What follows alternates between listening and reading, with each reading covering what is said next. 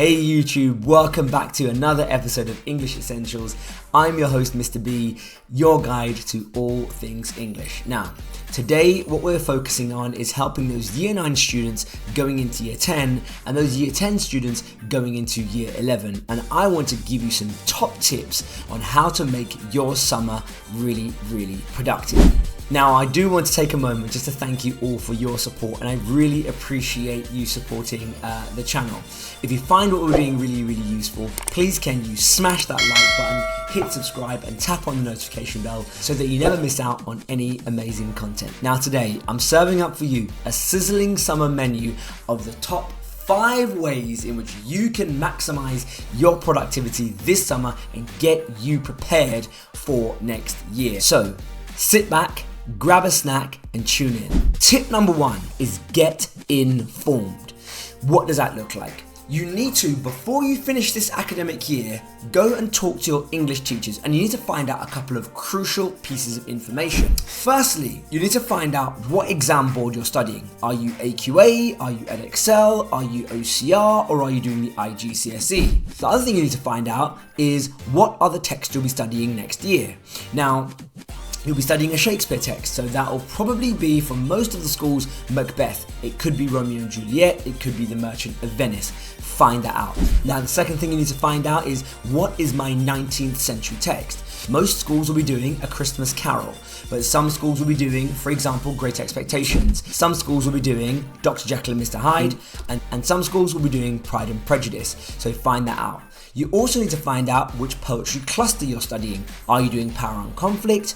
Are you doing Love and Relationships? And get on board with that. For your modern text, you need to find out, are you doing An Inspector Calls? Are you doing DNA? Are you doing Animal Farm? And if you're Edexcel, maybe you're doing something like The Empress. So you need to find out what that text is, find out before you go on your summer holiday. Another thing you want to find out is, what is your current level? Or at the very least, what's your expected grade? You want to know before you get into the summer, what are the areas you need to work on and you need to tighten up on, and maybe the areas you need to do a little bit of research on so that you can attack that in the summer. While they're resting, you're working and the grades are going to show.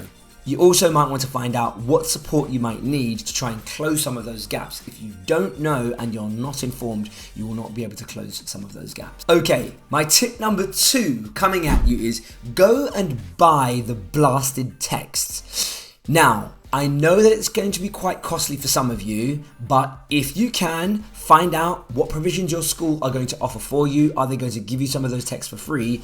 If not, you need to start begging, right? You need to put it on your birthday list, put it on your Christmas list, and get those texts purchased. Now, for GCSE, you're going to be studying the language and literature component. These are 2 separate GCSEs. And because there's 2 separate GCSEs, English is the most important. More important than maths. Sorry, maths teachers, you know it's true. Now, for language, you'll need to buy some revision guides. I'm going to be releasing some content for the English language later on, so stay tuned to the channel to find out how you can attack each of those language papers in more detail. If you're doing IGCSE, you will need to speak to your teachers because there's a very specific English language guide that you will need to get.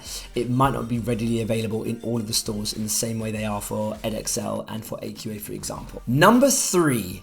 What you need to do is start getting prepared by creating a revision timetable. And I know some of you might be thinking, hey, I'm Year 9, why do I need a revision timetable so far? Well, I'll tell you what I always tell my kids.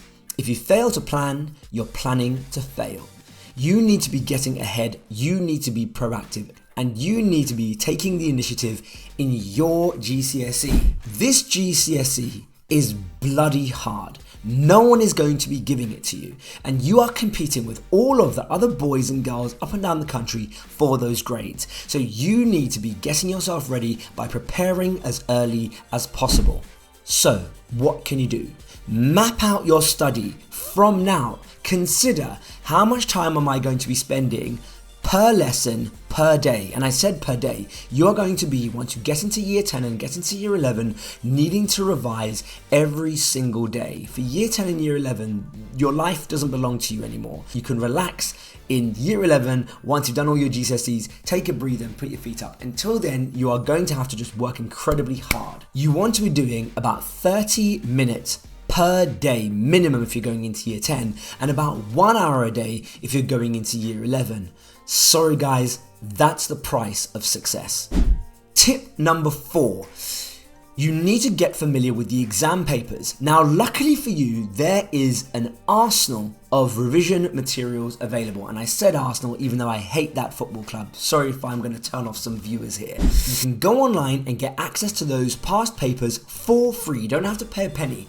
They're all available online, and get familiar with them. Don't wait until you're sitting your mocks before you start to get familiar with the paper. Get ahead of the curve so that by the time your teacher says to you, okay gang, we're doing today language paper 1, question 2, you've already got a sense of what that paper is about. Now, clearly, if you're going into year 10 and you've never been taught this before, it's not going to be useful for you to do the whole paper.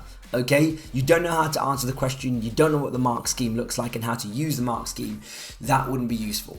But if you're year 10 going into year 11 and you've done a mock already and you've gotten the feedback, why not start practicing that question?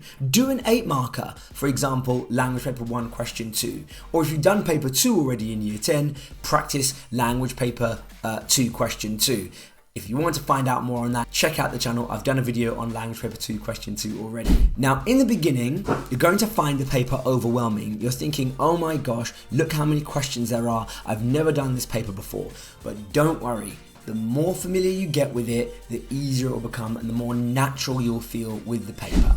And finally, tip number 5 for you all is practice, practice, practice. Now, if you're year 10 going into year 11, that's slightly different from if you're year 9 going into year 10. If you're year 10 going into year 11, you would have already done a mock and you would have already received feedback, probably, hopefully by now. And so you'll know the areas of weakness that you need to brush up on. And that's important because it allows you to try and close some of those gaps. Don't do the whole paper, it will take too long, it will probably not be as useful for you. Really zero in on those questions in which you struggled with the most and practice doing those. Take some time. If you don't know the plot of Macbeth and you studied the plot of Macbeth in year 10, go over the plot. Explain the plot to your mum. Explain the themes to your brother. Explain big ideas to your dog. Who cares? Replaying those ideas in your head and constantly going into your memory and retrieving those ideas is an active process of learning and helps you to commit those ideas into your long-term memory. Review your notes from year 10. Look back in your exercise book if you're able to take them home. Look back at the feedback from your teachers from your mock exams. Why not try and do those again? It'll be absolutely invaluable for you. Now, if you've made it this far, you're an absolute legend and thank you for staying with me right to the end. These tips are going to be absolutely useful for you. If you found the video useful, please can you smash the like button, hit subscribe and tap on the notification bell. It really helps me and really helps the algorithm. I've been Mr. B. This has been English Essentials. I'll catch you on the next one.